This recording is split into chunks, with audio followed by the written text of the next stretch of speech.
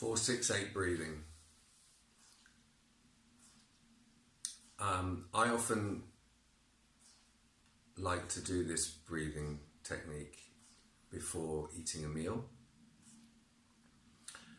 or before settling down to do something creative, or any time that I need to relax my nervous system and drop into a parasympathetic rest and digest state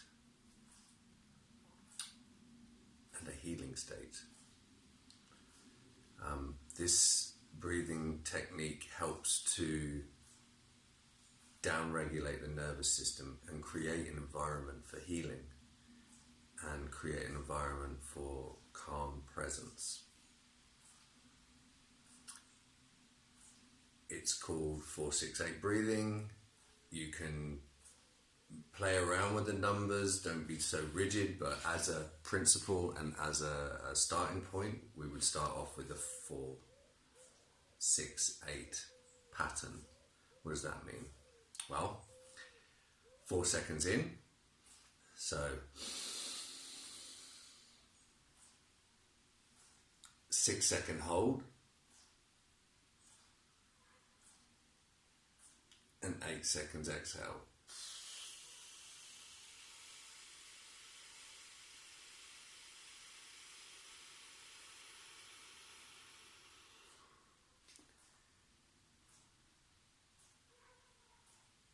The hold, the inhale is the inhale, and the hold helps to expand the diaphragm, which stimulates something called the vagus nerve, which helps us drop into our rest and digest state.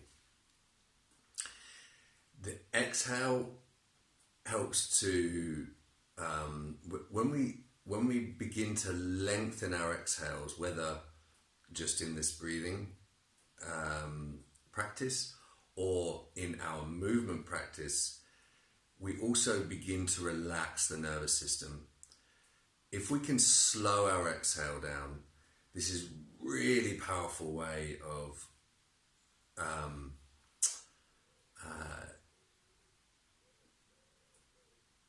creating control over areas that we don't normally have control over.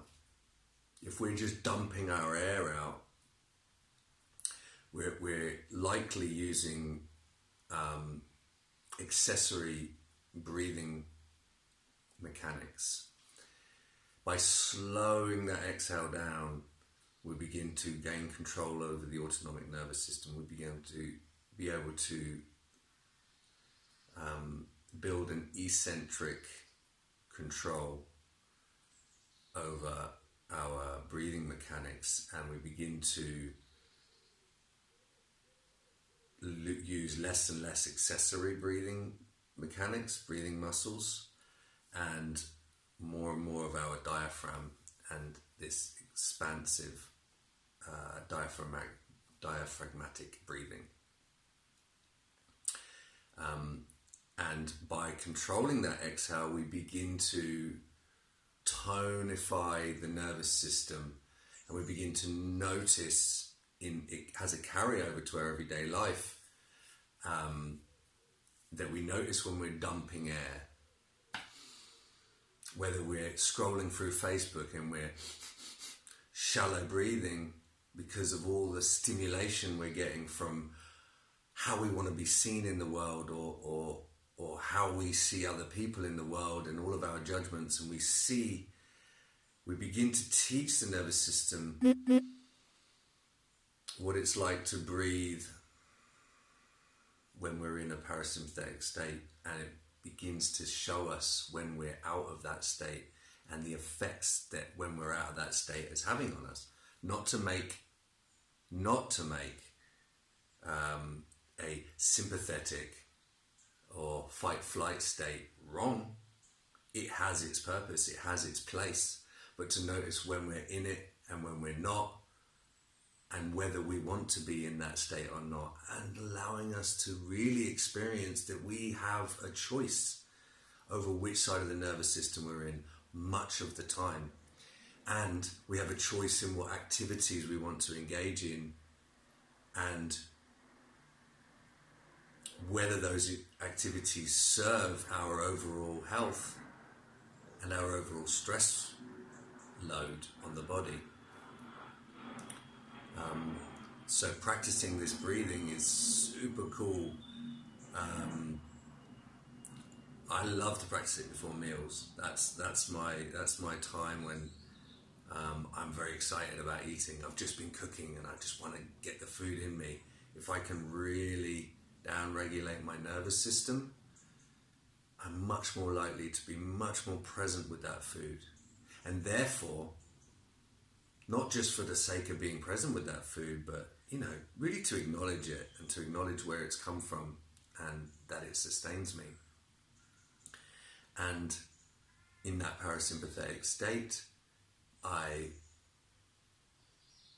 am better able to digest and assimilate and eliminate my food. It encourages, only in a rest and digest state does peristalsis happen. Peristalsis you can think of as when you see the way a worm moves. This contracting and expanding. This is what our digestive tract does, and this is how it moves through food through our body. If we're in fight flight, that it's inhibited. That doesn't work. Only when we're in a rest and digest state does peristalsis begin to activate. So if you're having digestive problems, maybe one of the components to why you might be having digestive problems, especially constipation or indigestion, is because you're eating maybe in a sympathetic or fight-flight state of the nervous system, when maybe if we can down-regulate that and begin peristalsis, you might find that a lot of digestive problems clear up naturally just by being in the right side of the nervous system. So I'll go through a few rounds, but it's very simple. We are looking to also feel like before a meal or anything that you really want to calm yourself down, I invite you to try 3 minutes minimum. Or if a timer's a problem, maybe 8 cycles. For me, that seems to be about right. 8 cycles or 3 minutes is more or less what it takes for me to downregulate my nervous system, and you feel the difference. And the key here is not about reps or cycles or minutes. It's about knowing when you're in that state and really feeling into that. This is going to be what carries over, is when we feel and when we begin to open up that communication between the body and our mind. And it really is about a feeling state. So I invite you to use a timer or use an amount of cycles in the beginning, and over time experiencing what it feels like and learning to do as many cycles as it takes in order for you to get there. There are going to be times when you are very stimulated and you really want to wind down. That may take 10 minutes. There are going to be times when literally one breath is enough to go, I know this state. And that's how it gets over time. It can be as little as one breath to send that message to the nervous system. Okay, it's time to downregulate. There's no need to be stressed out. So I'm going to do a few cycles, and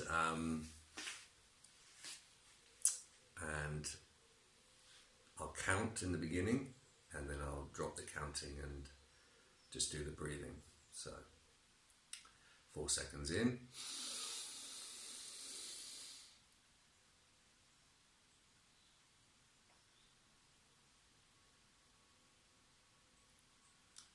5,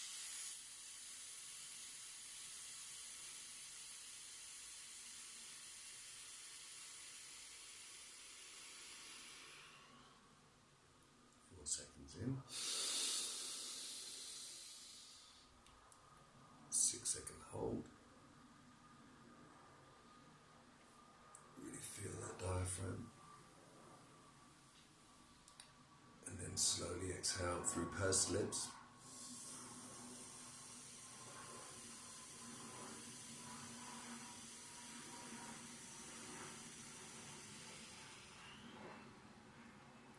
Big deep breath in.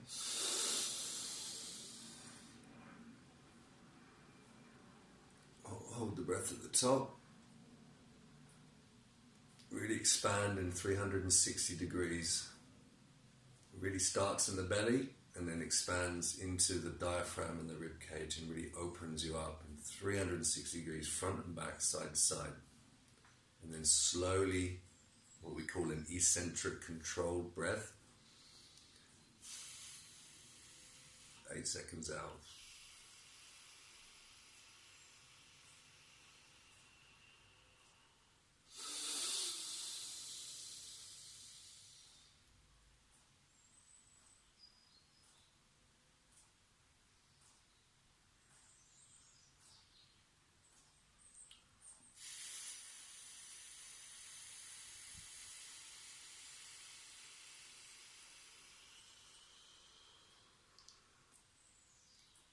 Four seconds in. 6-second hold. And I invite you on the inhale to breathe in through the nose, and on the exhale, breathe through pursed lips. The pursed lips helps you to, exhale, helps you to control the out breath and therefore control the contraction of the diaphragm. And it begins to then re-educate the diaphragm, which then has a carryover into everyday life, into the inhale and into the exhale, and into when you're stressed and in everyday life, and you begin to notice more when that is contracting or inhibited in any way. That slow, eccentric exhale is so key to down-regulating that nervous system and to teaching you which part of the nervous system you're in and what things are triggering it. So I invite you to do 3 minutes of that before meals. Anytime you feel stressed out, sometimes I even try to do it before I cook, so that even the cooking process becomes part of the digestion, assimilation, elimination process. I'm present with the cooking and I'm not stressed out.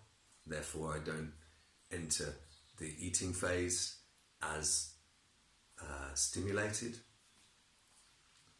And also, this is going to prepare us for our stretching and our mobility work and our exploration of our body.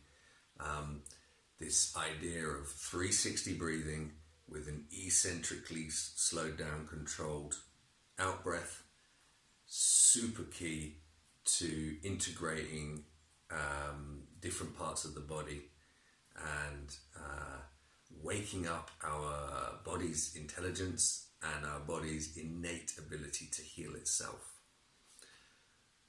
Thank you, friends. 4, 6, 8 breathing.